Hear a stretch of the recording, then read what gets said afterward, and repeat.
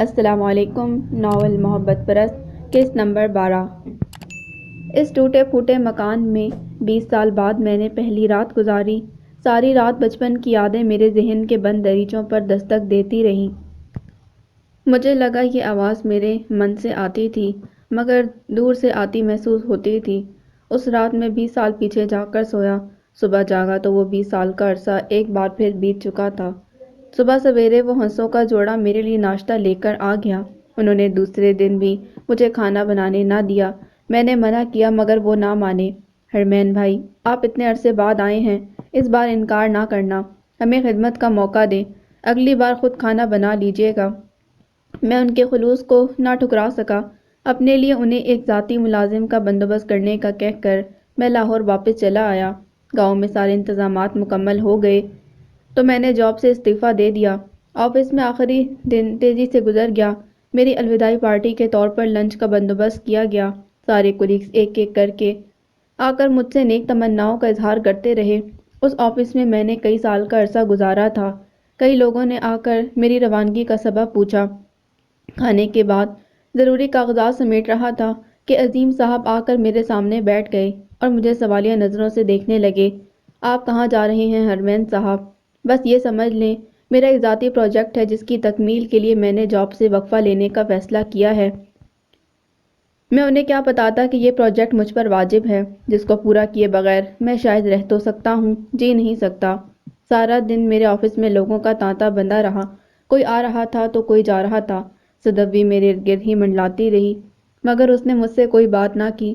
Office 8ویں منزل پر تھا۔ Colleagues کی ایک بڑی تعداد مجھے الوداع کہنے کے لیے میرے ساتھ نیچے گاڑی تک آنا چاہتی تھی۔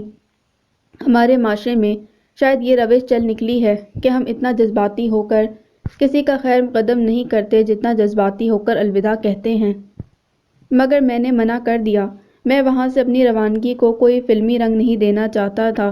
زندگی نہ تو کسی فلم کا سیٹ ہے اور نہ ہی کسی ڈرامے کا اسکرپٹ، اور پھر میں ایلیویٹر پر بھیڑ ڈال کر اس بلڈنگ میں آنے جانے والے دوسرے لوگوں کے لیے تنگی کا باعث نہیں بننا چاہتا تھا۔ جس نے جانا ہوتا ہے وہ چلا جاتا ہے، باقی سب تو رسومات ہوتی ہیں۔ کسی کو الوداع کہنے کے طریقہ کار سے نہ تو اس کے راستے آسان ہوتے ہیں اور نہ ہی منزلیں قریب آتی ہیں۔ فاصلوں کی تلخیاں اور منزلوں کی سختیاں اس سے اپنا خراج وصول کر کے ہی دم لیتی ہیں۔ سب کو میں نے ریسیپشن پر ہی خدا حافظ کہہ دیا اور وہ ایک ایک کر کے واپس لوٹ گئے۔ صدف میرے ساتھ ہی رہی۔ میں نے بھی اسے منع نہیں کیا۔ کسی اور کے لیے یہ اس لیے بھی انہونی بات نہ تھی کیونکہ گزشتہ 3 برسوں میں صدف کا زیادہ تر وقت میرے ساتھ ہی گزرا تھا۔ اس کے کام کی نوعیت ہی کچھ ایسی تھی۔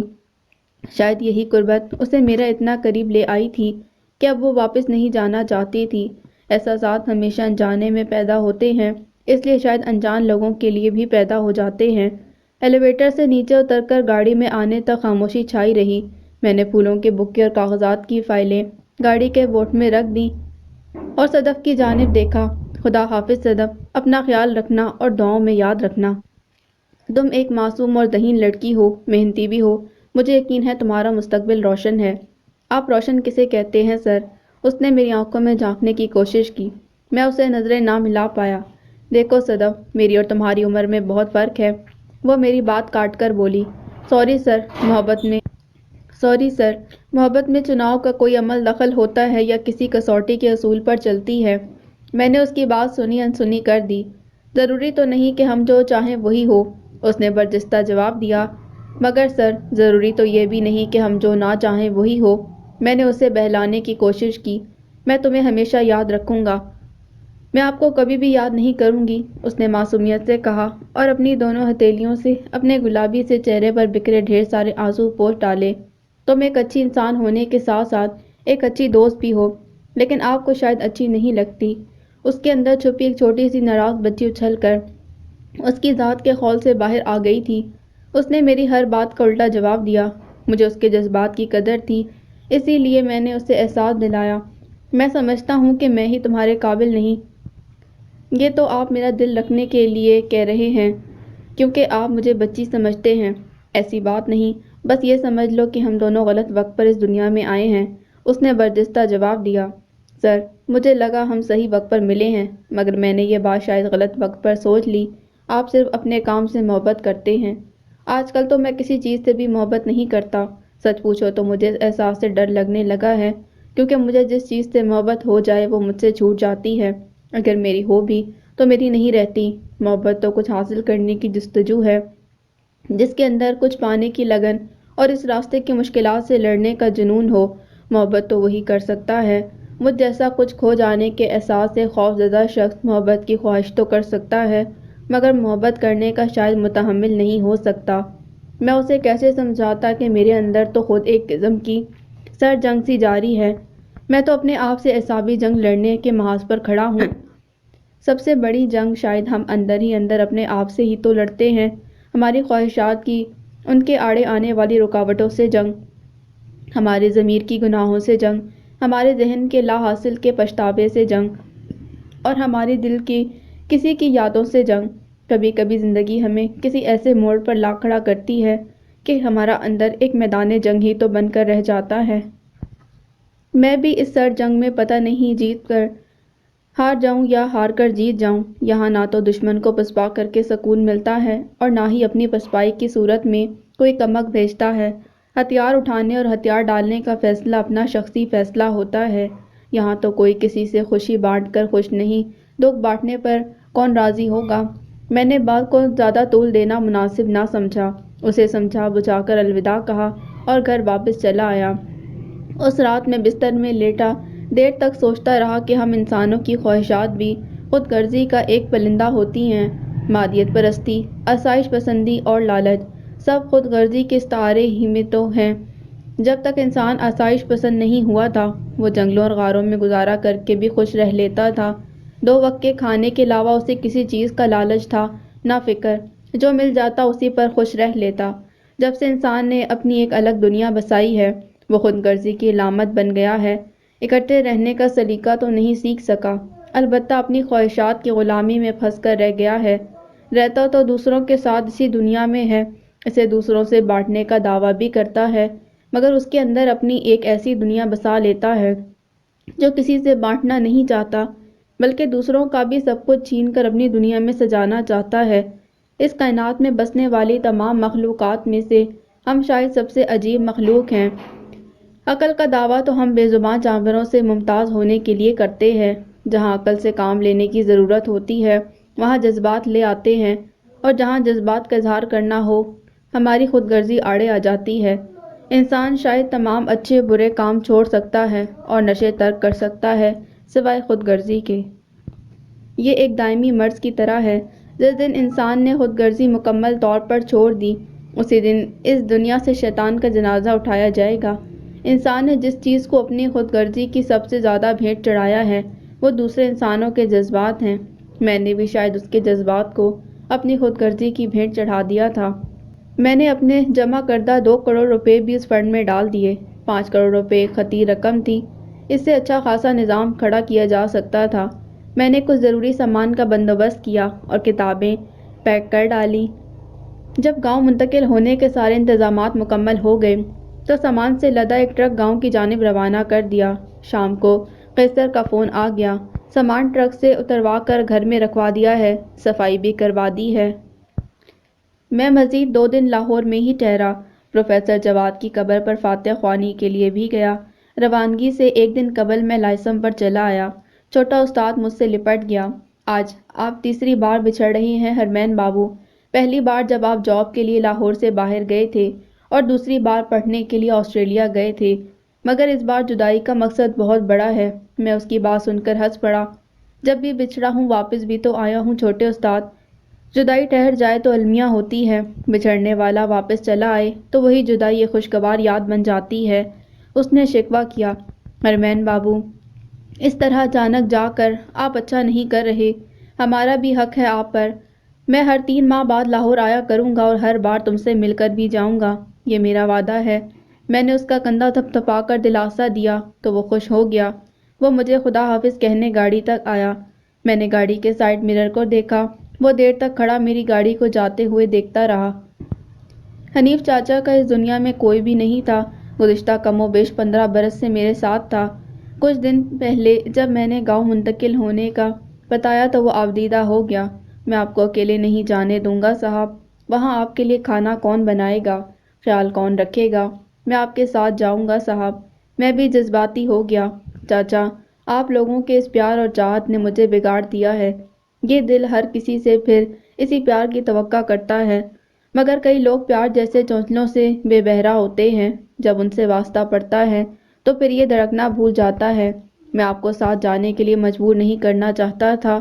اگر خود کہہ دیتا تو آپ چاہتے ہوئے بھی انکار نہ کر پاتے۔ میں آپ کو فیصلے کا مکمل اختیار دینا چاہتا تھا۔ اگلے دن الیو صبح میں نے سامان گاڑی میں رکھا اور حنیف چاچا کو ساتھ لے کر گاؤں کی جانب روانہ ہو گیا۔ 2 ہفتے سیٹ ہونے میں لگ گئے۔ کیسر اور جنید میرے ساتھ مل کر دن رات کام میں جٹ گئے۔ پھر اسکول اور ووکیشنل سینٹر کی تعمیر شروع ہو گئی۔ اس دوران ہم نے گاؤں کے لوگوں کو جمع کر کے کئی انفارمیشن سیشن کیے۔ پہلے مرحلے میں والدین کو بنیادی معلومات فراہم کی، پھر ان کی اجازت سے لڑکیوں کو دستکاری اور پیشہ ورانہ کورسز کے بارے میں معلومات دیں۔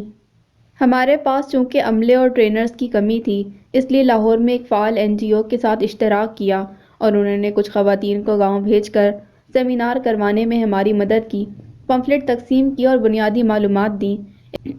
ابتدائی منصوبہ یہی تھا کہ ٹرینرز ہر 2 مہینے بعد گاؤں میں آ کر 3 دن کے لیے لڑکیوں کو فیس ٹو فیس ٹریننگ دیا کریں گی اور باقی دنوں میں ویڈیو کانفرنس اور YouTube چینل کے ذریعے آن لائن ٹیچنگ ہوگی۔ ووکیشنل سینٹر میں اس مقصد کے لیے 2 کانفرنس روم بھی تعمیر کیے جا رہے تھے۔ ہماری ٹیم میں ابھی تک ایک ہی لڑکی تھی، نوشابہ۔ وہ قیصر کی کزن تھی، BA کیا تھا اور آج کل فارغ تھی۔ ہم نے اسے لڑکیوں کو بنیادی معلومات فراہم کرنے کے لیے سپروائزر بنا دیا۔ جو لڑکیاں میرے ساتھ بلا واسطہ بات کرنے سے ہچکچاتی تھیں یا رابطہ نہ ہو پاتا، وہ نوشابہ سے معلومات لے لیتیں۔ اس پروجیکٹ کے شروع ہونے سے گاؤں کے پرسکون ماحول میں ایک ہلچل سی مچ گئی۔ لڑکیاں گٹے گٹے سے ماحول سے نکل کر چہکنے لگیں اور بہت سے بچے جو والدین کے ساتھ کھیتوں میں کام پر جاتے تھے، انہوں نے بستے سنبھال لیے۔ کانچ کے بنٹوں کی جگہ ان کے ہاتھ میں قلم اور کتاب آ گئی۔ پہلے ہی مہینے 25 لڑکیوں اور 40 بچوں نے داخلہ فارم جمع کروا دیے۔ جو چند ایک پڑھی لکھی لڑکیاں گھر میں فارغ بیٹھی تھیں، ہم نے بچوں کے اسکول میں ٹیچر رکھنے کے لیے ان کے انٹرویو شروع کر دیے۔ ادارے کا YouTube چینل اور فیس بک پیج بنا کر بھرپور کوریج شروع کر دی۔ اگلے مہینے 2 اور لڑکے ہمارے اسکواڈ میں آ گئے۔ اس طرح ہم کل ملا کر 6 ہو گئے۔ عمران نے BA کر رکھا تھا اور ایجوکیشن میں ماسٹر کرنا چاہتا تھا، مگر پیسے نہ ہونے کی وجہ سے یونیورسٹی نہ جا سکا۔ اس کے والد ماسٹر جمیل صاحب جل نگر کے اسکول میں پڑھاتے تھے۔ وہ میرے پاس آ کر اکثر بیٹھتے تھے اور اس پروجیکٹ کے مدعا تھے۔ ایک دن میں نے کہا، چاچا، ہمیں اسکول کے لیے عمران کی ضرورت ہے۔ میں ادارے کی جانب سے اس کی فیس اور جزوی طور پر ہاسٹل کے اخراجات ادا کرنے کے لیے تیار ہوں۔ باقی اخراجات کا آپ خود بندوبست کر لیں تو اس کی MA کی ڈگری ہو جائے گی، مگر اسے واپس آ کر اسکول کو سنبھالنا ہوگا۔ وہ مجھے پر امید نظروں سے دیکھنے لگے۔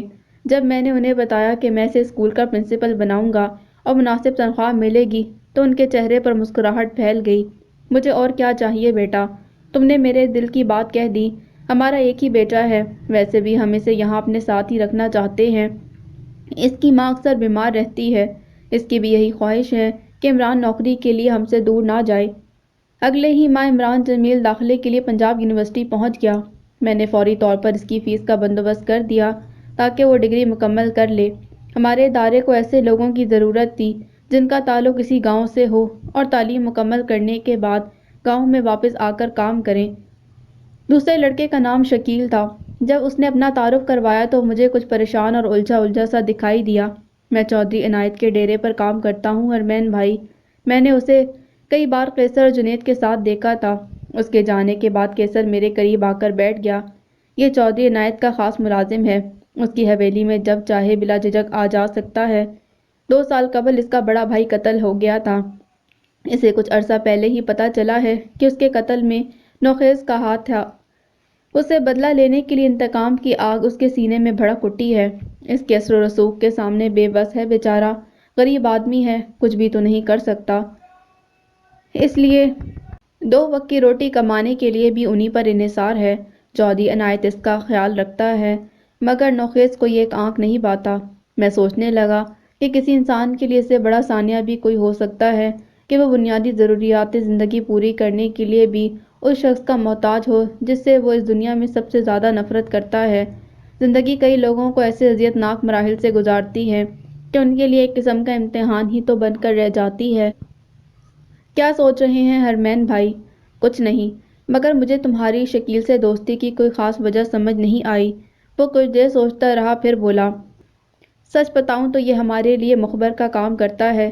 فیکٹری والے کیس کے سلسلے میں ان کے ڈیرے سے اسے جو بھی معلومات ملتی ہیں ہم تک پہنچا دیتا ہے۔ اس طرح شاید اس کے اندر جلنے والی انتقام کی آگ کا شعلہ کچھ مانند پڑ جاتا ہے۔ تو اس کا مطلب ہے تم دونوں کی اس سے دوستی کا سبب نوخیز سے دشمنی ہے۔ یہ دوستی یا دشمنی نہیں بلکہ مفادات کا اشتراک ہے۔ میں نے اسے کنکھیوں سے دیکھا۔ جاسوسی کرنا تو سراسر غیر اخلاقی حرکت ہے۔ وہ میری بات سن کر ہنس پڑا۔ آپ کو ابھی گاؤں کے ماحول کا شاید پوری طرح سے اندازہ نہیں حرمین بھائی۔ میرے دادا جی کہا کرتے تھے کہ اگر دشمن آپ کا سر کاٹنے کی صلاحیت رکھتا ہو اور آپ اس کی جڑوں تک رسائی نہیں کر پاتے تو پھر اپنے عبرتناک انجام کے لیے تیار رہیں۔ پھر وہ میرے ساتھ مل کر محنت کرتے رہے اور ہمارا پروجیکٹ دن بدن مضبوط ہونے لگا۔ اس دن صبح کا خیر مقدم سورج ابھرنے کی بجائے گھٹاؤں میں امٹ کر گیا اور پھر حسب عادت وہ گھنے سیاہ بادل دیر تک برستے رہے۔ موال کے باسی تمام دن گھروں میں مقید رہے اور میں اسماء کامل کی یادوں کے ریشوں کے جال میں جکڑا رہا۔ زیادہ وقت میں کتاب تھامے برآمدے میں ہی بیٹھا رہا اور اس کی یادوں کے جھونکے ٹھنڈی ٹھنڈی ہوا کے جھونکوں کی مانند ہی مجھے چھو چھو کر گزرتے رہے۔ بادلوں کے آنسو ذرا سے تھمے اور بارش کا تسلسل ٹوٹ گیا تو کیسر، جنید اور عمران میری جانب آ دھمکے۔ گھر کے قریب ہی ہم گلی کے نکڑ پر کھڑے کچھ لوگوں سے باتوں میں مگن تھے کہ ایک تیز رفتار گاڑی نے کیچڑ سے ہمارے کپڑے رنگ دیے۔ کیچڑ کے کچھ قطرے ہمارے چہروں پر بھی پڑ گئے۔ ہم نے چونک کر دیکھا۔ گاڑی تھوڑی دور جا کر رک گئی۔ اس نے ڈرائیونگ سائیڈ والی کھڑکی کا شیشہ نیچے اتارا۔ معذرت ڈاکٹر صاحب، اندھیرے میں پتہ نہیں چل سکا۔ ویسے بھی آپ لوگ راستے میں کھڑے ہیں، وہ بھی کیچڑ کے جوہڑ کے پاس۔ بندہ کسی کے راستے میں آئے تو کیچڑ اور گرد سے کیسے بچ سکتا ہے؟ کیچڑ میں پھسل جائے تو گر جاتا ہے اور گرد میں اٹ جائے تو پہچانا بھی نہیں جاتا۔ راستوں میں آنا کبھی کبھی مہنگا پڑ جاتا ہے۔ میں نے ٹشو کی مدد سے اپنے ماتھے سے کیچڑ صاف کیا۔ ہماری فکر چھوڑیں نوخیز صاحب، یہ اچھی بات ہے کہ آپ کو اپنی غلطی کا احساس ہو گیا۔ ویسے میرا ایک مشورہ ہے، انسان کو آنکھیں کھلی رکھنی چاہیے۔ راستوں کی رکاوٹوں کو انسان انڈر ایسٹیمیٹ کرنے لگے یا اپنے آپ کو ضرورت سے زیادہ ہوشیار سمجھنے لگے تو ایک ہی ٹھوکر سے منہ کے بل گر سکتا ہے۔ اور یاد رکھیے گا، راستے نیچے تو گرا دیتے ہیں مگر دوبارہ اٹھ کر کھڑا ہونے میں مدد نہیں کرتے، اس لیے گرنے سے پہلے سوچ لینا چاہیے۔ اسی راستے پر قافلے بھی چل رہے ہوں تو انسان پاؤں کے نیچے کچلا جاتا ہے، اور جہاں تک کیچڑ کا تعلق ہے تو کیچڑ میں پتھر مارنے سے چھینٹے چاروں جانب اڑتے ہیں، پتھر مارنے والے کے منہ پر بھی پڑ سکتے ہیں۔ بس فرق یہ ہے کہ سفید پوش پر چھینٹے زیادہ نظر آتے ہیں۔ جس کا دامن پہلے سے ہی داغدار ہو اسے ان چھینٹوں سے فرق نہیں پڑتا۔ قیصر، عمران اور جنید قہقہ لگا کر ہنس پڑے۔ اس نے اپنے سن گلاسز دوبارہ چہرے پر سجائے، گاڑی کا شیشہ چڑھایا اور دیکھتے ہی دیکھتے ہوا ہو گیا۔ اس کے جانے کے بعد قیصر میرے قریب آ گیا۔ آپ نے بہت نرمی سے کام لیا ہے، آپ کی وجہ سے ہم بھی چپ رہے، ورنہ غصہ تو بہت آیا تھا مجھے۔ ایک بار تو میرا دل چاہا تھا اس منحوس کو گاڑی سے نکال کر اسی جوہڑ میں غوطہ دوں تاکہ آئندہ سے اسے کیچڑ دور سے ہی نظر آ جایا کرے۔ میں نے اس کے کندھے پر تھپکی دی۔ پہلے مجھے بھی ایسے لوگوں پر غصہ آتا تھا مگر اب ترس آتا ہے۔ ہم بھی کوئی بدتمیزی کر دیتے تو ہم میں اور اس میں کیا فرق رہ جاتا؟ اخلاقی اور بد اخلاقی حرکات میں انہیں سرزد کرنے والوں کا ہی تو فرق ہوتا ہے۔ وہ اکیلا تھا اور ہم چار، کوئی ایسی ویسی حرکت کر دیتے تو لوگوں کی ہمدردی اس کی جانب چلی جاتی۔ کیا پتا وہ ہمیں جان بوجھ کر اشتعال دلا رہا ہوتا کہ ہم لڑائی کریں اور اس میں جھگڑے میں پھنس کر لوگوں کے لیے لائم لائٹ میں آ جائیں۔ اس کا مقصد محض لڑائی جیتنا اور ہمارا لوگوں کے دل جیتنا۔ ہمیں احتیاط سے کام لینا ہوگا، جب وقت آئے گا تو اسے دیکھ لیں گے۔ اس واقعے کو پیش آئے ابھی ایک ہفتہ بھی نہیں گزرا تھا۔ دوپہر کے کھانے کے بعد ہم اپنے آفس میں کام میں مصروف تھے کہ چودھری عنایت کا ملازم شیدا گھبرایا گھبرایا اندر داخل ہوا۔ حرمین بابو، ڈیرے پر پولیس آئی ہے اور آپ کو بلایا ہے۔ اس نے اپنے میلے کچیلے سے صافے سے پسینہ صاف کر کے واپس کندھے پر ڈال لیا۔ سب سے پہلے جنید اس کی جانب متوجہ ہوا۔ کون سی اور کیسی پولیس شیدے؟ تم ہمیشہ بری خبر ہی کیوں لے کر آتے ہو؟ اب تو تمہیں دیکھ کر ہی لگتا ہے کوئی بری خبر چل کر آ رہی ہے۔ سبھی کہکا لگا کر ہنس پڑے۔ وہ بیچارہ شرمندہ سا ہو گیا۔ وہ تو جی، مجھے چودھری صاحب نے کہا تو میں چلا آیا۔ تم بیٹھو شیدے، چائے پیو گے؟ نہیں ہرمین بابو، میں اب چلتا ہوں۔ سنو شیدے، کتنے پولیس والے ہیں؟ بٹا تھانے دار ہے جی، ساتھ 2 سپاہی بھی ہیں۔ لگتا ہے نیا آیا ہے۔ پچھلے تھانے دار کو تو میں نے کئی مرتبہ دیکھا تھا۔ اس کی چودھری صاحب سے دوستی تھی، اکثر ڈیرے پر آتا رہتا تھا ان سے ملنے۔ اسے تو میں نے پہلی مرتبہ ہی دیکھا ہے جی۔ تم جا کر انہیں بتاؤ کہ میں آتا ہوں۔ بہتر جی، خدا حافظ۔ وہ تیز تیز قدم اٹھاتا آفس سے باہر نکل گیا۔ اس کے جانے کے بعد آفس میں موجود سبھی لوگ پریشان سے نظر آنے لگے۔ میں نے انہیں سمجھایا کہ فکر کرنے کی کوئی ضرورت نہیں، کچھ بھی نہیں ہوگا۔ کچھ دیر بعد ہم چودھری عنایت کے ڈیرے پر موجود تھے۔ وہاں بہت سے لوگ جمع تھے۔ ان کے لیے ایک بڑی خبر تھی۔ اس دن مجھے پتہ چلا کہ گاؤں میں پولیس آنا کوئی معمولی بات نہیں۔ تھانے دار کرسی پر بیٹھا تھا، اس کے سامنے ایک کرسی خالی تھی۔ اس نے مجھے بیٹھنے کا اشارہ کیا۔ باقی سب لوگ ایک چارپائی پر بیٹھ گئے۔ اس کے دائیں جانب بڑے بڑے رنگین پانیوں والی منچ کی ایک تخت نما جہازی سائز چارپائی پر چودھری عنایت اکیلا بیٹھا ہو کر کڑکڑا رہا تھا۔ نوخیز اخبار تھامے اس کی سرحدی والی جانب کرسی پر بیٹھا تھا، مگر اس پوری کارروائی میں وہ دونوں خاموش ہی رہے۔ وہ پڑھا لکھا آدمی معلوم ہوتا تھا۔ چہرے پر پرسکون تاثرات اور کن پٹیوں پر بالوں کی سفیدی کے دھبے اس کی سفید پوشی کی جانب اشارہ کر رہے تھے۔ وہ ان گنے چنے تھانے داروں میں سے تھا جن کی تون نہیں نکلی تھی۔ ہونٹ سگریٹ کا دھواں پھرنے سے سوکھے تمباکو کی مانند سیاہی مائل ہو چکے تھے، مگر اس کی آنکھوں میں حیا بتا رہی تھی کہ وہ بہت سی خرافات سے بچا ہوا ہے۔ کرپشن اور بدعنوانی جس معاشرے کی بنیادوں میں سرایت کر کے انہیں دیمک کی طرح چاٹ چاٹ کر کھوکھلا کر رہی ہو، وہاں پولیس میں ایماندار آدمی ڈھونڈنا ریت میں سوئی تلاش کرنے کے مترادف ہے۔ اس نے اپنا تعارف کرایا اور بولا، ہمیں شکایت موصول ہوئی ہے جناب۔ کچھ لوگوں کو آپ کی گاؤں میں سرگرمیوں پر اعتراض ہے۔ ہمیں جاننا ہے کہ آپ یہاں کام کیا کر رہے ہیں اور اس کی قانونی حیثیت کیا ہے۔ میں نے اسے تفصیلات سے آگاہ کیا اور جواد نذیر میموریل فاؤنڈیشن کی رجسٹریشن کے کاغذات پیش کر دیے۔ وہ میری باتیں بڑے انہماک سے سنتا رہا۔ اس پروجیکٹ میں سب سے بڑی ڈونیشن پروفیسر جواد نذیر کی تھی، لہٰذا میں نے ادارے کا نام انہی کے نام پر رکھ دیا۔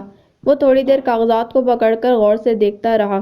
ہرمین صاحب اپنے بیک گراؤنڈ کے بارے میں کچھ بتانا پسند کریں گے؟ جواباً میں نے اپنا تعارف کروا دیا۔ اس نے کاغذات واپس میری جانب بڑھا دیے۔ معذرت ڈاکٹر صاحب، آپ کو تکلیف دی، لگتا ہے کوئی غلط فہمی ہو گئی تھی۔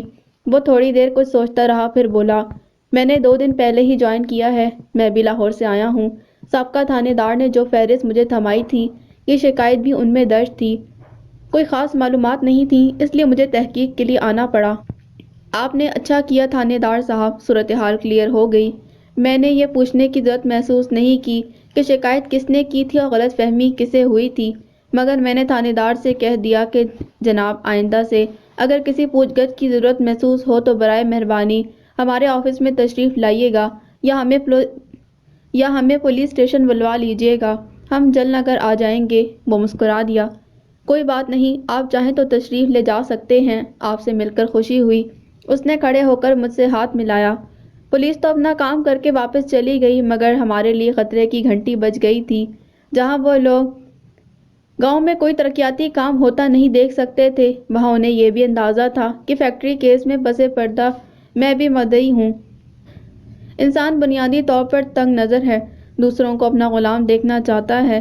لوگوں میں آگاہی پیدا ہونے اور روزگار کے مواقع پیدا ہونے سے جتنی تبدیلی غریب اور محروم طبقے کی زندگی میں آتی ہے، اس سے زیادہ تبدیلی وہاں پر موجود نام نہاد خداؤں کی زندگی میں آتی ہے، جو لوگوں کی بے بسی سے فائدہ اٹھا کر ان کے آقا بن کر بیٹھ جاتے ہیں۔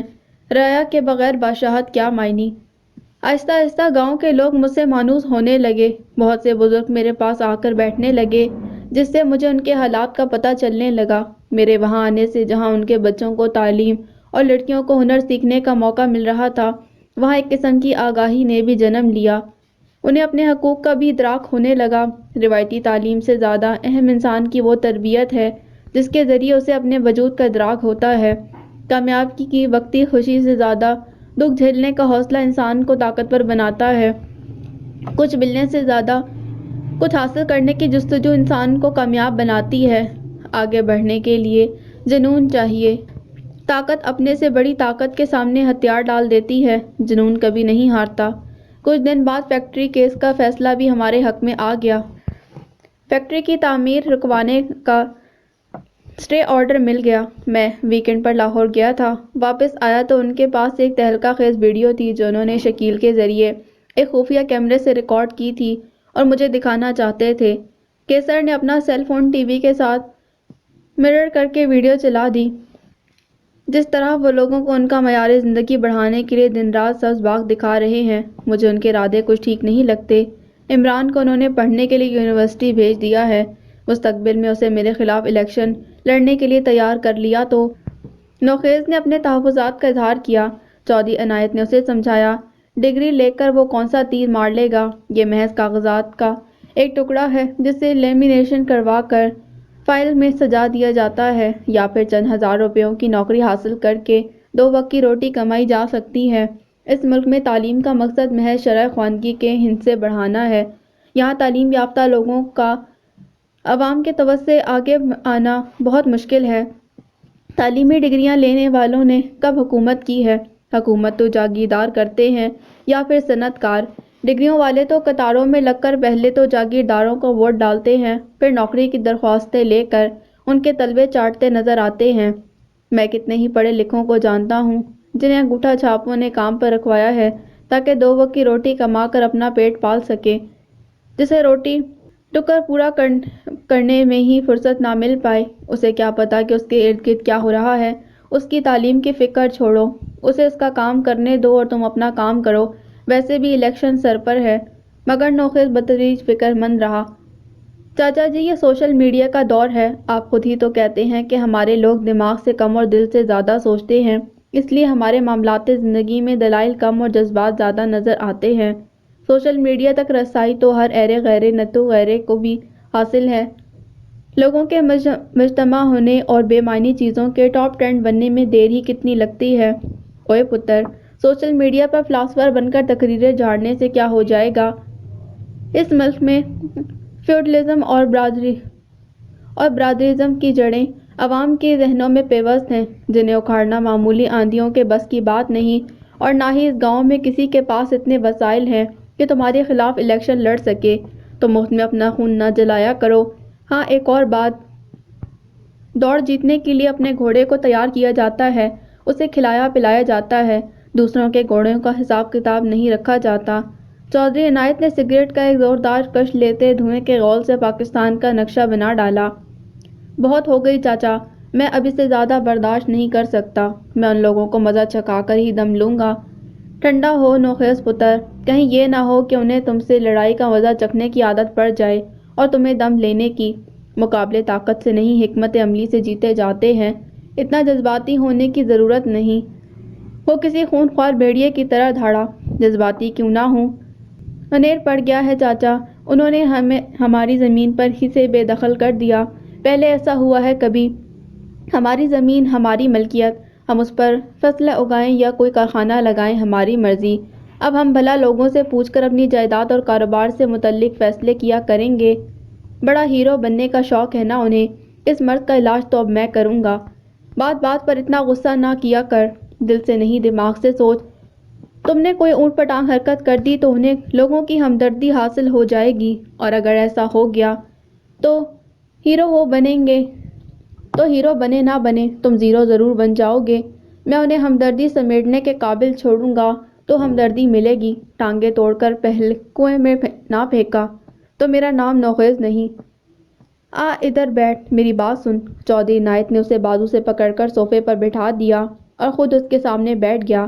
دیوار پر ٹنگی ہوئی اپنے باپ، دادا اور پردادا کی تصویروں کی جانب رویوں جھکائیں۔ ان کو غور سے دیکھو، بڑے ہی سمجھدار اور شاطر لوگ تھے۔ تم آج جس چوہدراہٹ کے مزے لوٹ رہے ہو، لوگ اپنے ووٹ کو تمہارا استحقاق سمجھتے ہیں، اور تمہارے سامنے جھکتے ہیں۔ یہ سارا کھیل ان لوگوں نے بڑی ذہانت اور دور اندیشی سے کھیلا تھا، ورنہ یہ کوئی الہامی صحیفہ نہیں کہتا کہ کچھ لوگ نسل در نسل دوسروں پر راج کریں گے۔ ان گنی لوگوں نے اپنی ذہانت سے انہیں مروب کیا تھا۔ جہاں پیار اور ہمدردی کی ضرورت تھی اس کے ذریعے، اور جہاں طاقت کی ضرورت تھی اس کے استعمال سے، اپنی بے وقوفی اور جذباتی پن سے سجا سجایا میلہ اجاڑنا کہاں کی عقل مندی ہے؟ چاچا، اس طرح تو بے بس ہو کر رہ جائیں گے ہم۔ ہماری مصلحت پسندی انہیں مزید طاقتور بنا دے گی، پھر جو چیز میں آیا کرتے پھریں گے۔ کہیں نہ کہیں تو ان کا راستہ روکنا پڑے گا۔ یہ مصلحت پسندی نہیں، حکمت عملی ہے۔ نالے پر مناسب جگہ پر بند باندھا جاتا ہے تاکہ پانی اپنے راستے سے ہٹ کر فصل کو سیراب کرے۔ غلط جگہ اور غلط وقت پر بند باندھنے سے وہی پانی پورے کھیت کی تباہی کا باعث بن سکتا ہے۔ جذباتی باتیں کرنے کی بجائے مناسب وقت کا انتظار کرو۔ کوئی ترکیب سوچو جس سے سانپ بھی مر جائے اور لاٹھی بھی نہ ٹوٹے۔ مگر نوخیز نے شاید اپنی تازہ شکست ہضم نہیں کر پائی تھی۔ اس کا دماغ وہیں کا وہیں اٹکا ہوا تھا۔ دیکھا ہے آپ نے وہ لوگ اس عدالتی فیصلے کا کس طرح سے تشہیر کرتے پھر رہے ہیں، جیسے گاؤں والوں کی بہتری کے لیے کتنا بڑا کارنامہ سر انجام دیا ہے، اور اس کے ساتھ ساتھ ہمیں لوگوں کا دشمن بھی ثابت کر رہے ہیں۔ یہ سلسلہ اسی طرح چلتا رہا تو لوگوں کی نظر میں ہماری اہمیت جاتی رہے گی۔ وہ دن دور نہیں جب وہ ان کی نظر میں اس گاؤں کے چودھری ہوں گے اور ہم۔ اس نے جملہ ادھورا چھوڑ دیا۔ چودھری عنایت نے اسے بغور دیکھا۔ چودراہٹ کے لیے نہ ہی الیکشن ہوتے ہیں اور نہ ہی قرعہ اندازی کہ ہر سال گاؤں کا چودھری بدل جائے گا اور جس کا دل چاہے گا چودھری بن کر بیٹھ جائے۔ میری ایک بات یاد رکھنا نوخیز، اب لوگ چالاک ہو چکے ہیں، دن بدن تعلیم عام ہو رہی ہے۔ آج ماسٹر جمیل کا بیٹا یونیورسٹی پہنچا ہے، کل کمی کمہاروں کے بچے بھی تعلیم حاصل کرنے لگیں گے۔ کس کس کو روکو گے؟ سوشل میڈیا نے ہر چیز الٹ پلٹ کر رکھ دی ہے۔ جس طرح بہت سی چیزیں لوگوں کی دسترس میں آ گئی ہیں، اسی طرح کچھ چیزیں کچھ لوگوں کی دسترس سے باہر بھی نکلتی جا رہی ہیں۔ اب کوئی کسی کی نہیں سن رہا، ہر کوئی اپنی سنانا چاہتا ہے۔ دنیا محدود ہو کر ہتھیلی پر آ گئی ہے۔ زمین کی حیثیت ایک فٹ بال سے زیادہ نہیں رہی۔ کچھ بھی ممکن ہے، اس لیے تمہیں سمجھداری اور حوصلے سے کام لینا ہوگا۔ بہتر ہے کچھ دن کے لیے سیر سپاٹے پر نکل جاؤ، اپنی چچی اور بہنوں کو بھی ساتھ لے جاؤ۔ میں منشی سے کہہ دیتا ہوں پی سی بورپن میں ایک ہفتے کی بکنگ کروا دے۔ جب واپس آؤ گے تو آرام سے بیٹھ کر بات کریں گے۔ چودھری عنایت نے اس کے کندھے پر ہاتھ رکھا تو وہ کسی سدائے ہوئے گھوڑے کی طرح خاموش ہو گیا۔ ادارے کی بلڈنگ کی تعمیر کا کام آخری مراحل میں تھا۔ میں لاہور سے واپس آیا تو ایک ہی دن میں آدھے سے زیادہ لوگوں نے داخلہ فارم واپس لے لیے۔ جو میرے پاس آ کر بیٹھنے لگے تھے ان میں سے بھی زیادہ تر نے آنا چھوڑ دیا۔ ایک ہی دن میں مجھے چاچا حاکم علی مل گیا۔ میں نے پوچھ لیا، چاچا بچوں کے فارم کیوں واپس لے لیے؟ اس نے بے بسی سے میری جانب دیکھا۔ بیٹا ہم غریب لوگ ہیں، چودھری عنایت کے نوکر ہیں، اسے ناراض نہیں کر سکتے۔ بات بھی اس کی ٹھیک ہے، بیٹی کی شادی کی عمر ہے، اس کی ذمہ داری سے فارغ ہو جاؤں گا جس کے لیے وہ مدد کرنے کو بھی تیار ہے۔ پڑھ لکھ کر نوکری ملنا کون سا آسان ہے؟ ہم غریب پڑھ لکھ بھی جائیں تو کون نوکری دے گا بڑے شہر میں؟ جب بچے نے بڑا ہو کر ادھر ہی کوئی کام کرنا ہے تو پڑھانے کا فائدہ؟ ہمارے باپ دادا نے چودھری کے خاندان کی خدمت کی ہے ہمیشہ، نسل در نسل انہی کی نوکری کی ہے۔ اس کی بات سن کر مجھ سے رہا نہ گیا کہ نوکری نہیں چاچا، غلامی ہے۔ اس نے میلے کچیلے صافے سے اپنا کھردرا چہرہ رگڑ کر پسینہ صاف کیا۔ بیٹا جو بھی ہے، ہم نے اسی گاؤں میں رہنا ہے، کمزور لوگ ہیں اسے ٹکر نہیں لے سکتے۔ دریا میں رہتے ہوئے مگرمچھ سے بیر نہیں لیا جا سکتا۔ میں نے اسے جھنجھوڑنے کی کوشش کی۔ چاچا، چودھری عنایت نے اپنے بچوں کے بارے میں بھی کبھی اس طرح سوچا ہے جس طرح وہ دوسروں کے بچوں کے مستقبل کے فیصلے کرتا ہے؟ ان چودھریوں کا مقصد غریبوں کو نوکر بنانا ہے۔ اپنے بچوں کے مستقبل کا فیصلہ کرنے کا استحقاق صرف اور صرف آپ کے پاس ہے، اس لیے آپ کو خود فیصلہ کرنا چاہیے۔ وہ ایک دم چونک گیا۔ نہ پتر نہ، ہم تو کمی ہیں، ہمارے پاس حق نہیں ہوتا فیصلہ کرنے کا۔ میں اسے کیسے سمجھاتا کہ چاچا مسئلہ یہ نہیں کہ تم لوگوں کے پاس فیصلہ کرنے کا حق نہیں، اصل مسئلہ یہ ہے کہ تم یہ سمجھتے ہو تمہارے پاس فیصلہ کرنے کا حق نہیں۔ انسان نہ تو غلام پیدا ہوتا ہے اور نہ ہی اسے کوئی غلام بننے پر مجبور کر سکتا ہے۔ وہ غلام اس وقت بنتا ہے جب غلامی کو ذہنی طور پر تسلیم کر لیتا ہے۔ کہتے ہیں پنجرے میں پیدا ہونے والا پرندہ یہ سمجھتا ہے کہ اڑنا ایک بیماری ہے۔ غلام اگر غلامی کے خلاف سربکف ہو کر بغاوت کر دیتے غلام اگر غلامی کے خلاف سربکف ہو کر بغاوت کر دیتے تو انسان کب کا آزاد ہوتا۔ غلام بیچنے والا، غلام خریدنے والا اور غلام بکنے والا تینوں ہی اس میں برابر کے شریک ہیں۔ انسان کے ساتھ المیہ یہ ہے کہ جب وہ اپنی خواہشات کی غلامی سے ہی نجات نہیں پا سکا تو اسے کسی اور چیز کی غلامی پر بھی بھلا کیا اعتراض ہو سکتا ہے۔ جو ایک بار کسی چیز کا غلام بن جائے تو پھر اسے کسی بھی چیز کی غلامی پر راضی کیا جا سکتا ہے۔ شاید اسی لیے انسان نے معاشرے میں غلامی کی بہت سی اشکال کو ذہنی طور پر قبول کر لیا ہے۔ چاچا حاکم تو جواز پیش کر کے چلتا بنا، مگر میں سوچ میں پڑ گیا کہ صرف نام حاکم رکھ لینے سے کوئی حاکم تھوڑی بنتا ہے۔ جب تک انسان ذہنی طور پر محکوم رہے وہ اپنے آپ پر بھی حکومت کرنے کے قابل نہیں ہوتا۔ ارسطو کہتا ہے کہ غلامی کی سب سے بڑی بات یہ ہے کہ غلام آخر کار اسے پسند کرنے لگتے ہیں۔ کئی دفعہ تو غلام کو خود بھی پتہ نہیں چلتا کہ وہ غلام ہے، بلکہ اسے بتانا پڑتا ہے کہ جس بحران سے وہ گزر رہا ہے یہ غلامی ہے۔ بسا اوقات تو اسے آزاد ہونے کے بعد پتہ چلتا ہے کہ وہ غلام تھا۔ وہاں تو اسکول سے زیادہ کونسلنگ سینٹر کی ضرورت تھی۔ تعلیم تو کوئی تب حاصل کرتا جب اس کے لیے ذہنی طور پر آمادہ ہوتا۔ اگلے 3 مہینے ہم لوگوں میں حالات سے لڑنے کا جذبہ پیدا کرنے کے لیے بہانے سے ان کی کونسلنگ کرتے رہے، انہیں سمجھاتے رہے کہ آزادی کسی کے دینے سے نہیں ملتی، اصل آزادی چھیننا پڑتی ہے۔ کسی کے دینے سے ملنے والی چیز خیرات ہوتی ہے اور خیرات لینے والے حالات اور ضروریات کے قیدی ہوتے ہیں۔ بارش کا موسم ایک بار پھر آ گیا۔ کچھ ہی دنوں میں ساون اپنے جوبن پر پہنچ گیا۔ بادل روز ہی برسنے کے لیے بےتاب سے ہو جاتے، آسمان پر گھٹائیں نمودار ہو کر مجھے اس ماہ کامل کی یاد دلانے لگتی۔ اسے بھی بارش اور بادل بہت پسند تھے۔ جب بارش ہوتی بچپن کے ساون میری آنکھوں کے سامنے گھوم جاتے، جب میں اور منیب بھائی کھلے صحن میں بارش میں نہایا کرتے تھے، کیچڑ میں پیدل چل کر اسکول جاتے تھے۔ کبھی کبھی تو لگتا تھا کہ گاؤں میں کچھ بھی تو نہیں بدلا، کتنے ہی واقعات اور حادثات دنیا میں بڑی بڑی تبدیلیوں کا باعث بنے۔ 9/11 کے بعد حالات یکسر بدل گئے، ریاستوں کے تعلقات کشیدہ ہو گئے، نسل پرستی حد سے بڑھ گئی، مذہبی تصادم شروع ہو گیا، آخر انٹرنیٹ نے زندگی بالکل ہی بدل کر رکھ دی۔ مگر گاؤں ان ساری تبدیلیوں سے شاید مستثنیٰ ہی رہے۔ پتہ نہیں یہ حقیقت تھی یا محض مجھے لگتا تھا کہ گاؤں اپنی سادگی اور بے بسی کی وجہ سے ابھی وقت کی بھیٹ نہیں چڑھا تھا۔ وقت نے کئی چیزوں کا چہرہ مسخ کر ڈالا تھا اور کئی چیزوں کو رنگ روپ سے لیس کر دیا۔ اگر کسی چیز سے کنارہ کش رہا تو وہ گاؤں کے حالات تھے، ویسے کے ویسے ہی، بس وقت کی گرد میں اٹ گئے تھے۔ وہی وسائل، وہی مسائل۔ بارش کا رومانس ختم ہوتا تو گلیاں اسی طرح پانی سے بھر جاتی، کیچڑ میں چلنا دشوار ہو جاتا، نظام زندگی ایک دفعہ مفلوج سا ہو کر رہ جاتا، لوگ گھروں تک محدود ہو جاتے۔ ساون کی برسات جہاں ہریالی لے کر آتی وہاں مچھروں کی کالونی بھی آباد ہو جاتی۔ گرمیوں میں شام کے وقت مچھروں کے قافلے جا بجا ڈیرے لگا دیتے۔ ابھی کچھ ہی سال قبل تعمیر ہونے والے سولنگ گھریں اور مٹی کے جوہر کا منظر پیش کرنے لگے۔ ندی نالیوں پر فلوں کی کنکریٹ سلبیں اپنی جگہ سے کھسک کر نالیوں کے اندر دھس جاتی، گڑھوں کے ڈھکن کھل جاتے۔ سب سے زیادہ گند جوہڑ میں تھا، جو پورے گاؤں کے فضلے کی آماج گاہ تھا۔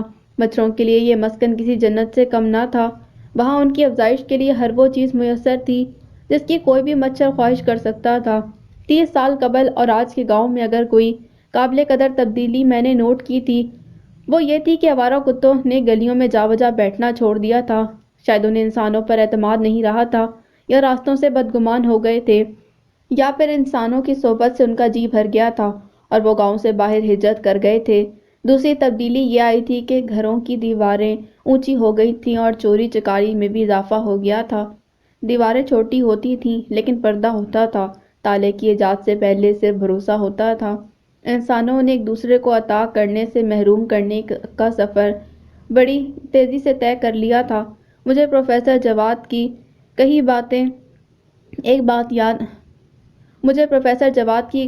ہوئی ایک بات یاد آ گئی۔ انسانیت تو اپنے مرتبے سے اسی وقت گر جاتی ہے جب کوئی یہ سوچ کر اپنی قیمتی چیز لاکر میں رکھ دیتا ہے کہ اسے کوئی اچک ہی نہ لے۔ انسانوں کی سادگی کی انتہا ہے کہ وہ ایک دوسرے سے غیر محفوظ رہ کر بھی اس دنیا کو امن کا گہوارہ بنانے کا خواب دیکھ رہے ہیں، وہ بھی جاگتی آنکھوں سے۔ ہماری 3 ماہ کی تگ و دو کے نتیجے میں کچھ لوگ تو واپس آنے پر آمادہ ہو گئے، مگر زیادہ تر نے آنے سے انکار کر دیا۔ پنجرے کا دروازہ کھولنے سے بھی پرندے کو کھلی فضا اور وسیع و عریض افق نظر نہ آئے تو اسے دانے کا لالچ دیا جاتا ہے۔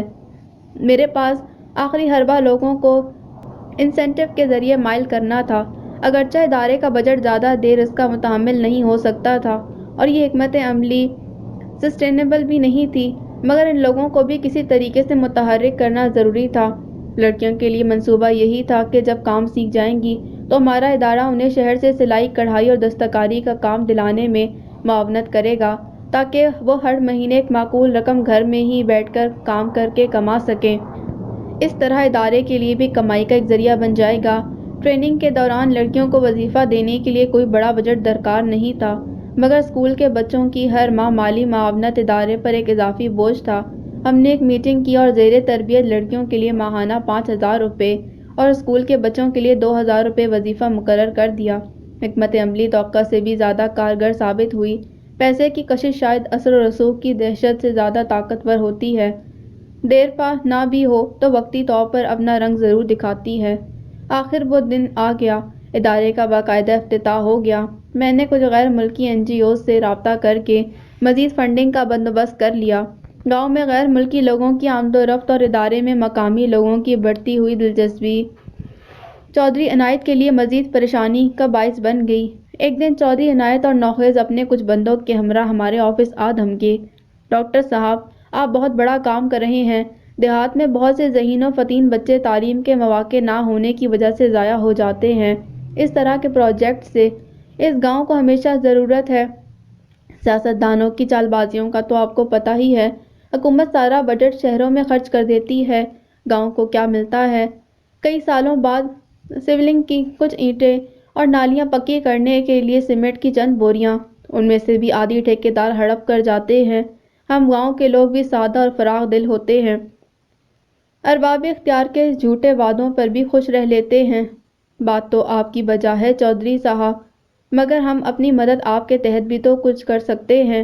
ہم اسی سلسلے میں حاضر ہوئے ہیں تاکہ اس کار خیر میں اپنا بھی حصہ ڈال سکیں۔ میں آپ کو اس ادارے کے لیے منہ مانگی ڈونیشن کی پیشکش کرتا ہوں، لیکن میری ایک چھوٹی سی شرط ہے۔ میں نے اس کی جانب سوالیہ نظروں سے دیکھا۔ اس کے چہرے پر فکرمندی کے آثار نمودار ہو کر گہرے ہونے لگے۔ شرط کوئی پیچیدہ نہیں، ادارے کی رجسٹریشن میں اور مین گیٹ پر آویزاں بورڈ پر ہمارا نام بھی آئے گا اور نوخیز کو چیئرمین کا عہدہ بھی دیا جائے۔ وہ میرے چہرے کی جانب غور سے دیکھنے لگا۔ اس وقت آفس میں میری ٹیم کے تمام لوگ موجود تھے۔ میں ان کے ارادوں کو بھانپ گیا تھا کہ وہ نہ چاہتے ہوئے بھی آنکھوں دیکھی مکھی نگل رہے ہیں۔ میں اپنے ہاتھ کاٹ کر ان کے حوالے کیسے کر دیتا؟ چودھری صاحب، آپ کی تشریف آوری اور پیشکش کا شکریہ۔ منہ مانگی تو قیمت ہوتی ہے، ڈونیشن تو بن مانگی دیے جاتے ہیں۔ نیکی نہ تو کسی دنیاوی فائدے سے مشروط ہوتی ہے اور نہ ہی اجناس کی طرح منڈی میں قابل فروخت۔ نہ تو ہم کوئی کاروبار چلا رہے ہیں جس کے شیئر بیچے جا سکیں اور نہ ہی ہمارے پاس کوئی عہدہ اور مسند ہے جس پر کسی کو براجمان کیا جا سکے۔ آپ کو یہاں جتنے بھی لوگ نظر آ رہے ہیں، ان میں سے کوئی بھی اپنے ذاتی فائدے یا عہدے کے لیے کام نہیں کرتا، سب اپنے اندر خوشی تلاشنے کے لیے کام کرتے ہیں۔ ہم سب رضاکار ہیں اور اپنی اپنی ذمہ داری نبھا رہے ہیں۔ جو بھی اس مشن میں اپنا کردار ادا کرنا چاہے گا، ہم اسے خوش آمدید کہیں گے، مگر معذرت کے ساتھ کوئی بزنس ڈیل نہیں کر سکتے۔ میرا جواب سن کر چودھری عنایت کھڑا ہو گیا۔ دیکھ لیں ڈاکٹر صاحب، آپ کو اتنی بڑی پیشکش کرنے والا یہاں کوئی اور نہیں ملے گا۔ چودھری صاحب، آپ کو اتنی بڑی پیشکش ٹھکرانے والا بھی کوئی اور نہیں ملے گا۔ ان کے جانے کے بعد میری ساری ٹیم فکرمند نظر آنے لگی۔ ہمیں اب احتیاط سے کام لینا ہوگا، خاص طور پر آپ کو تو بہت احتیاط کی ضرورت ہے۔ میں ہنس دیا۔ ہم بندوقیں سنبھال کر کسی محاذ پر نہیں کھڑے ہوئے، ایک چیریٹی پروجیکٹ ہی تو چلا رہے ہیں۔ کیسر آ کر میرے سامنے والی کرسی پر بیٹھ گیا۔ غصے میں دشمن سامنے سے وار کرتا ہے اور سامنے سے کیا گیا وار روکنا آسان ہوتا ہے۔ حسد کی آگ میں جل رہا ہو تو پیٹھ پیچھے سے وار کرتا ہے اور پیچھے سے کیے گئے وار کا گھاؤ زیادہ گہرا ہوتا ہے۔ میں نے ان کی فکرمندی کو دیکھتے بھرپور تسلی دی کہ میں احتیاط کروں گا۔ اس وقت تو سب چپ ہو گئے، مگر اس دن کے بعد ان میں سے کوئی نہ کوئی سونے سے پہلے میرے گھر کا ایک چکر ضرور لگا لیتا۔ میں نے بھی انہیں ایسا کرنے سے نہ روکا۔ کتاب پڑھتے پڑھتے نہ جانے کب میری آنکھ لگ گئی۔ آدھی رات کے وقت جاگ آئی تو شدید پیاس سے گلا خشک ہو رہا تھا۔ تھوڑی دیر کے لیے مجھے سمجھ ہی نہ آ سکی میں کہاں ہوں۔ کبھی کبھی اپنے بارے میں سب کچھ بھول جانے کا احساس بھی کتنا دلفریب ہوتا ہے۔ آخر میں ہمت کر کے اٹھا اور پانی پینے کے لیے کچن کی جانب لپکا۔ ٹی وی لاؤنج کی کھڑکی کھلی تھی۔ میں جالی کے ساتھ کھڑا ہو کر باہر دیکھنے لگا۔ آسمان پر ایک نظر دوڑائی۔ مطلع صاف تھا اور ستارے موتیوں کی طرح چمک رہے تھے۔ میں نے برآمدے کا دروازہ کھول دیا اور کرسی کھینچ کر وہیں اندھیرے میں ہی بیٹھ گیا۔ ٹھنڈی ٹھنڈی ہوا کے جھونکے میرے چہرے کو چھو کر پل بھر میں مجھے تر و تازہ کر گئے۔ کھلے آسمان کے وسیع و عریض کینوس پر کسی دلکش پینٹنگ کی مانند نگینوں کی طرح دمکتے ستاروں کے جھرمٹ رات کے پچھلے پہر انتہائی دلفریب منظر پیش کر رہے تھے۔ سکوت میں ڈوبے آسمان کی جانب دیکھ کر میں نے ایک گہری سانس لی اور سوچنے لگا کہ آسمان پر کتنا سکون ہے، خلا میں کتنا تجسس ہے۔ شاید فاصلے تجسس کا سبب بنتے ہیں، یا انسان کی دسترس کی تنگی اس کی سوچ کو محصور کر کے اسے متجسس بنا دیتی ہے۔ ایک چوتھائی چاند کی مدھم سی روشنی میں چیزیں دھندلی دھندلی سی دکھائی دے رہی تھیں۔ اچانک میری نظر دیوار پر پڑی۔ کوئی دونوں ہاتھوں سے دیوار تھام کر اندر جھانکنے کی کوشش کر رہا تھا۔ میں فوراً سیدھا ہو کر بیٹھ گیا۔ ایک جھٹکے سے اچھل کر وہ دیوار پر بیٹھ گیا اور ادھر ادھر دیکھنے لگا۔ اس نے اپنا چہرہ سیاہ رنگ کے نقاب سے ڈھکا ہوا تھا جس کا پلو اس کے کاندھے سے نیچے تک لٹک رہا تھا۔ وہ دیوار پر بیٹھ کر تھوڑی دیر ادھر ادھر دیکھتا رہا اور صورتحال کا جائزہ لیتا رہا۔ تیز ہوا کے جھونکوں سے اس کے نقاب کا پلو بار اڑ کر اس کے کندھے کے اوپر پرچم کی طرح لہراتا رہا۔ اس نے پلو کو اپنی پگڑی کے اندر گھسیڑ لیا۔ میں زیادہ اندھیرے میں تھا اس لیے اس کی نظروں سے اوجھل تھا۔ اگلے ہی لمحے مجھے دھپ کی آواز سنائی دی۔ وہ چھلانگ لگا کر صحن میں اتر چکا تھا۔ نیچے بیٹھ کر اس نے کسی بے خبر چڑیا کی گھات میں بیٹھی چالاک بلی کی طرح چاروں جانب ایک نظر دوڑائی۔ اس کے پیچھے ایک اور آدمی دیوار کے اندر جھانکنے لگا۔ اس کے دائیں ہاتھ میں ایک ڈانگ تھی جس کو دیوار سے باہر والی جانب زمین پر رکھ کر وہ اس کے سہارے اپنے آپ کو دیوار سے ٹکانے کی کوشش کر رہا تھا۔ یہ صورتحال دیکھ کر میں اٹھ کھڑا ہوا۔ اس سے پہلے کہ دوسرا بھی اندر اترتا میں نے آگے بڑھ کر صحن کی لائٹ جلا دی اور کڑک کر پوچھا، کون ہے؟ اس نے اچھل کر دیوار کو پکڑ لیا اور دیوار پر پاؤں اڑا کر اوپر چڑھنے کی کوشش کرنے لگا۔ دوسرے نے بازو سے تھام کر اسے اوپر کھینچ لیا اور وہ بھاگ کھڑے ہوئے۔ میں نے برآمدے کا دروازہ بند کر لیا اور اندر چلا آیا۔ حنیف چاچا اپنے کمرے میں بے سود پڑا تھا۔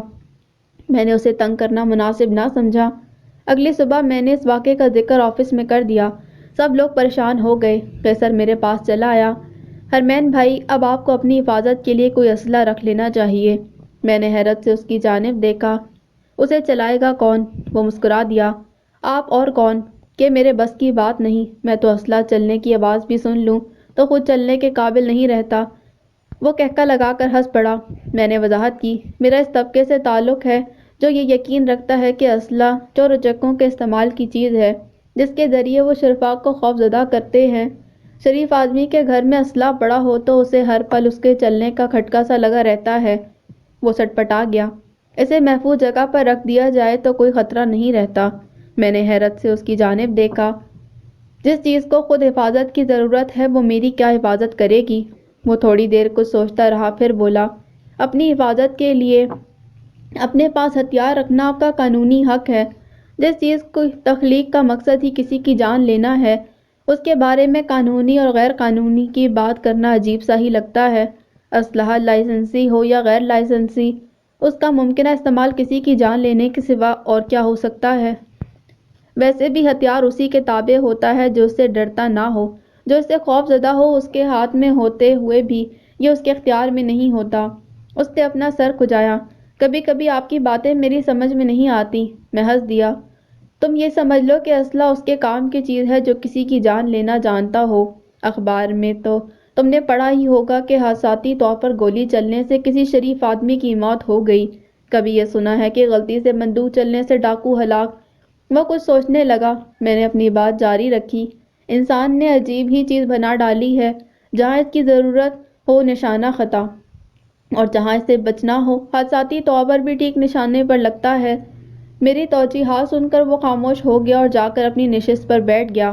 اگلے دن بھی میں روزانہ کی طرح جلدی آفس چلا آیا۔ چائے بنانے کے لیے کیٹل کا سوئچ لگا رہا تھا کہ میرے فون کی گھنٹی مجھے صبح ہونے کا احساس دلانے لگی۔ جی نوشابہ، خیریت؟ دوسری جانب اس کی سہمی سہمی آواز ابھری۔ جی سر، خیریت ہے بھی اور نہیں بھی، میں ہنس دیا۔ خدا نخواستہ صبح سویرے ہی کوئی حادثہ تو نہیں ہو گیا؟ وہ بولی۔ سر، حادثہ تو نہیں مگر ثانیہ کہہ سکتے ہیں۔ وہ کچھ دیر خاموش رہی پھر دھیمے لہجے میں بولی، سمجھ میں نہیں آ رہا بات کیسے شروع کروں۔ اس کی آواز کی لرزش سے مجھے معاملے کی سنجیدگی کا اندازہ ہونے لگا۔ میں فکر مند ہو گیا۔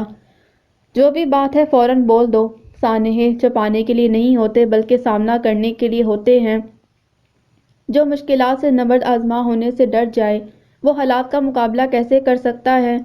اس نے ہچکچاتے ہوئے کہا، سر، پورے گاؤں میں آپ کا اور میرا نام لے کر چہمہ گوئیاں ہو رہی ہیں۔ ابا نے کل کہیں سے سنا اور گھر آ کر ذکر کیا۔ امی کی تو اس وقت سے طبیعت خراب ہے اور ابا بھی بہت پریشان ہے۔ میں نے یہ بتانے کے لیے فون کیا تھا کہ آج سے جاب پر نہیں آ سکوں گی۔ ایک ہی لڑکی تھی ہماری ٹیم میں، گھبرا کر وہ بھی گھر بیٹھ گئی۔ دوسرے سب لوگ تو کام کاج کے لیے ادھر ادھر آتے جاتے رہتے تھے۔ میرا تمام وقت آفس میں ہی گزرتا تھا۔ میرا نام لے کر اس پر الزام لگانا ان کے لیے آسان تھا۔ ویسے بھی ان کا اصل ہدف تو میں ہی تھا۔ تمہیں پریشان ہونے کی ضرورت نہیں، سب ٹھیک ہو جائے گا۔ یہاں جاب کرنے کے لیے آفس آنا ضروری نہیں، بہت سے کام تو تم گھر سے ہی کر سکتی ہو۔ میں نے اسے گھر سے کام جاری رکھنے کی ہدایت کی اور باقاعدگی سے تنخواہ بھی بھجوانے لگا۔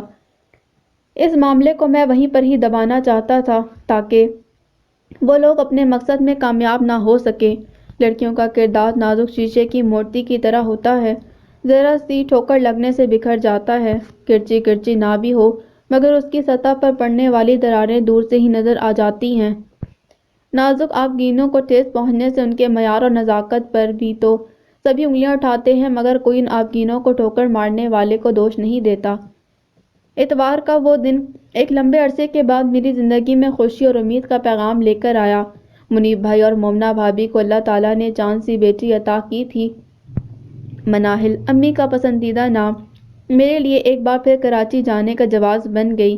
جب میں نے پہلی بار اس کے روئی کے گالوں جیسے نازک اور محملی ہاتھ تامے تو مجھے احساس ہوا زندگی کتنی خوبصورت اور اطمینان بخش ہے۔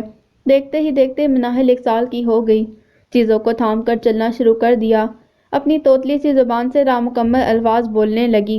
اس کی معصوم باتیں اور شرارتیں مجھے ہر دوسرے مہینے کھینچ کر کراچی لے جاتی۔ میں اس سے گھنٹوں کھیلتا رہتا۔ اس طرح منیب بھائی اور بھابھی سے پھر سے ملاقات ہونے لگی۔ وہ لوگ مجھ پر دوسری شادی کے لیے زور دینے لگے۔ بھابھی میں تو مجھے دیکھتے ہی ایک ماں امٹ آتی۔ کیوں اپنی زندگی خود ہی مشکل بنا رہے ہو؟ ایک بار زندگی میں سنجوگ ہو جائے تو اسے دل پر لگا کر نہیں بیٹھ جاتے۔ میں ان کی بات سن کر مسکرا دیا۔ اگر زندگی یکے بعد دیگرے کئی سنجوگوں کی آماج گاہ بن جائے تو انسان کو ان میں سے ایک آدھ کو تو دل پر لگانے کا حق ملنا چاہیے۔ وہ سر تھام کر بیٹھ گئی۔ تمہاری باتیں میری سمجھ میں کبھی نہیں آتی، میں مسکرا دیا۔ آپ میری فکر کرنا چھوڑ دیں، میں شاید اس طرز زندگی کے لیے موزوں انسان نہیں ہوں۔ وہ سٹپٹا گئی۔ زندگی کے لیے کوئی بھی موزوں نہیں ہوتا، خود مطابقت پیدا کرنی پڑتی ہے۔ زندگی خوشیوں سے کھیل کر اور مصائب سے نبرد آزما ہو کر آگے بڑھتے رہنے کی ہی جستجو ہے۔ وقت کہاں رکتا ہے؟ اگر انسان رک جائے تو وقت کی گرد میں کہیں اوجھل ہو جاتا ہے۔ دوبارہ سے زندگی شروع کرو۔ مجھے افسوس ہے کہ میں نے رباب کے معاملے میں تمہارا ساتھ نہ دیا اور نہ ہی بینش اور تمہارے مزاج میں کوئی فرق کو پہچان سکی۔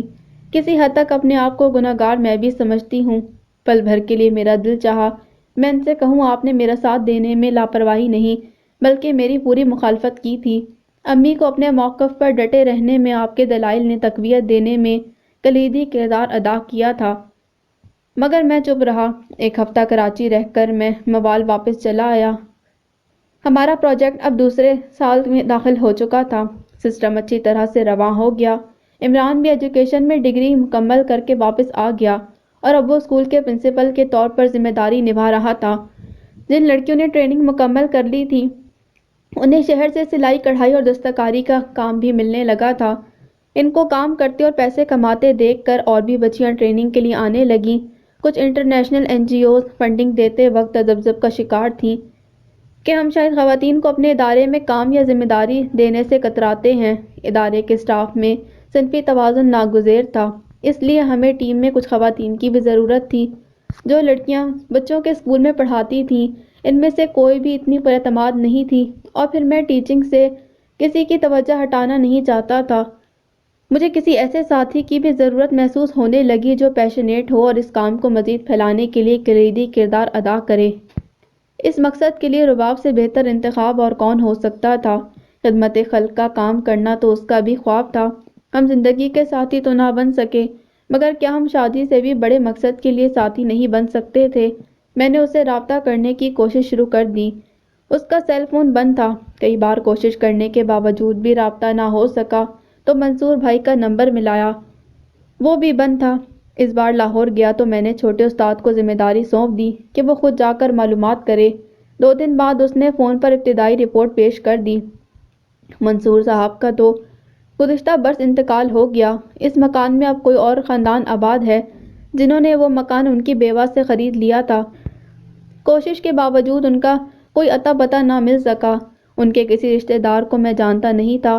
رؤف سے پوچھا تو اس نے بتایا کہ جب سے وہ کینیڈا منتقل ہوئے ہیں، رباب کا تنزیلہ بھابھی سے کوئی رابطہ نہیں۔ انہیں تو منصور بھائی کے انتقال کی بھی خبر میں نے ہی دی تھی۔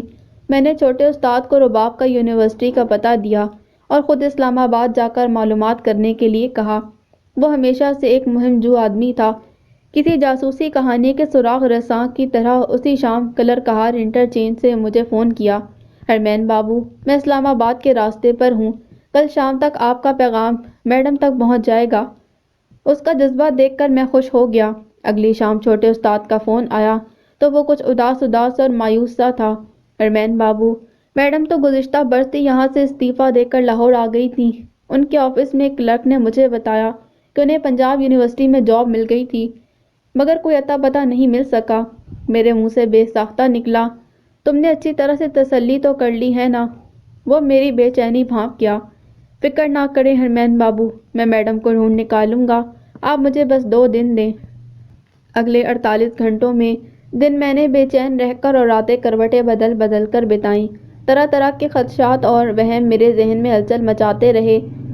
فون کی ہر گھنٹی مجھے چھوٹے استاد کی جانب سے کسی انہونے انکشاف کا نقارہ معلوم ہوتی۔ 2 دن بعد چھوٹے استاد نے اپنا سرچ آپریشن وائنڈ اپ کر دیا۔ حرمین بابو، میڈم نے یہاں صرف 3 ماہ کام کیا تھا، 8 مہینے پہلے جاب چھوڑ کر چلی گئیں۔ آفس والوں کے پاس ان کا وہی پتہ لکھا ہے جو گھر اب بھی کسی اور کے پاس ہے۔ کچھ دیر دونوں جانب خاموشی چھائی رہی۔ ایک بات کہوں حرمین بابو، جو جا رہا ہو اسے تو روکا جا سکتا ہے، مگر جو جا چکا ہو اسے صرف یاد کیا جاتا ہے، واپس نہیں بلایا جاتا، جب تک وہ خود چل کر واپس نہ آئے۔ تم شاید سچ کہہ رہے ہو، زندگی میں جو دسترس سے باہر نکل جائے وہ پاس رہتے ہوئے بھی اجنبی ہو جاتا ہے، اور اگر دور چلا جائے تو لاپتہ ہو جاتا ہے۔ پھر ہمارے معاشرے میں شادی کے بعد لڑکیاں اپنی ترجیحات بھی کہاں قائم رکھ پاتی ہیں؟ شاید وہ بہاولپور منتقل ہو گئی ہو یا کہیں اور۔ میں چپ ہو لیا، کیونکہ میں اس کی زندگی میں مغل نہیں ہونا چاہتا تھا، مگر اگلے کچھ دن میں سوچتا رہا کہ زندگی غیر متوقع تبدیلیوں کا ایک ٹائم سکیل ہی تو ہے، کہاں روحوں کی گفتگو اور کہاں تلاشِ گمشدہ۔ تو کیا روحوں کے سفر اسی طرح جسموں کی تلاش کے اختتام پذیر ہوتے ہیں؟ کس کی تحویل میں تھے کس کے حوالے ہوئے لوگ، چشمے گریہ میں رہے دل سے نکالے ہوئے لوگ، کب سے راہوں میں تیری گرد بنے بیٹھے ہیں تجھ سے ملنے کے لیے وقت کو ٹالے ہوئے لوگ، کہیں آنکھوں سے جھلکنے نہیں دیتے تجھ کو، کیسے پھرتے ہیں تیرے خواب سنبھالے ہوئے لوگ۔ وقت انسان کو کہاں رکنے دیتا ہے، ہمیں وقت اپنی گرفت میں اور متحرک رکھتا ہے، کبھی تو کہیں رہنے نہیں دیتا اور کبھی کہیں کا رہنے نہیں دیتا۔ وقت پھر اسی طرح دن رات کی تصویر پڑھنے لگا۔